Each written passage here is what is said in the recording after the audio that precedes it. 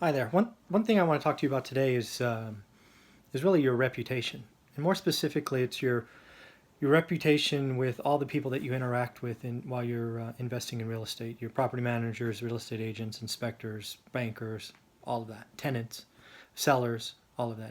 Your reputation is going to matter, and I want to bring this to your attention based on real life examples. So currently in the process of selling one of the apartment buildings we bought or 1031 into probably 12 or 13 years ago.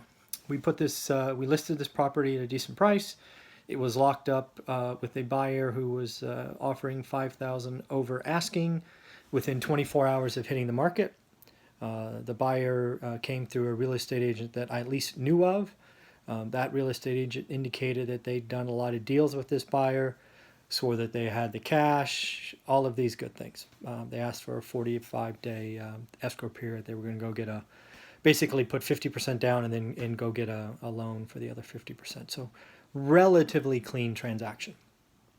Supposedly, it shouldn't have been an issue. However, we get up to the date of expiration, and a couple of things happen. First and foremost, my agent failed to make sure that the deposit was in escrow. It's not a lot. It was only $5,000, which in this transaction is almost nothing.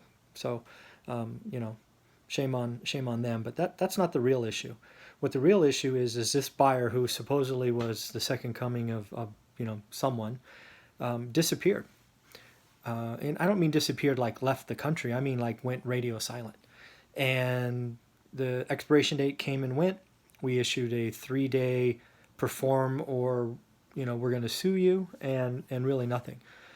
So what does this all mean? A couple of things. First, I've been in this business a long time, and I knew of that agent. I could tell you that any offer coming from that agent in the future is going to be looked at with suspicion, even though he's one of the biggest agents in that market. He made assurances and promises throughout, right? Because I was checking weeks ago, and oh yeah, nothing's a problem. Okay, money's almost there. All that stuff, and it just wasn't true. That buyer supposedly is a big buyer, and if I ever see an offer from that individual again on anything else I own, I can guarantee you, not going to accept it, even if it's over asking. So it's just not worth it, right? There are so many ways you can get out of a contract to buy a piece of property. You don't need to. You don't need to do stupid things like that. And life events could happen, tragedies could happen, all that stuff, but none of that was the case. This individual just chose to go radio silent. Only after being threatened with a lawsuit did he come back and say that he couldn't get the loan, and now he's scrambling. If he would have communicated with that, I probably would have given an extension with nothing. But since he didn't, just blow up the transaction and we'll just start over, right? So again, great frustration on my part. Obviously, that buyer's reputation is tarnished forever with me. The agent, who supposedly is a decent agent, and my history with him says he is clearly suspect. So it just wasn't worth it, right? Your reputation means something, and if you're going to be a full-time employee investing out away from where you live, you've got to remember that your reputation as a buyer is paramount. So do what you say you're going to do. If you can't, follow up quickly, constantly communicate, and everything will be okay. So lesson learned, don't say you're going to do something and don't.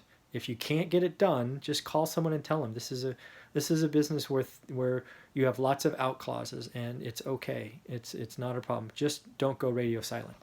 Have a great day.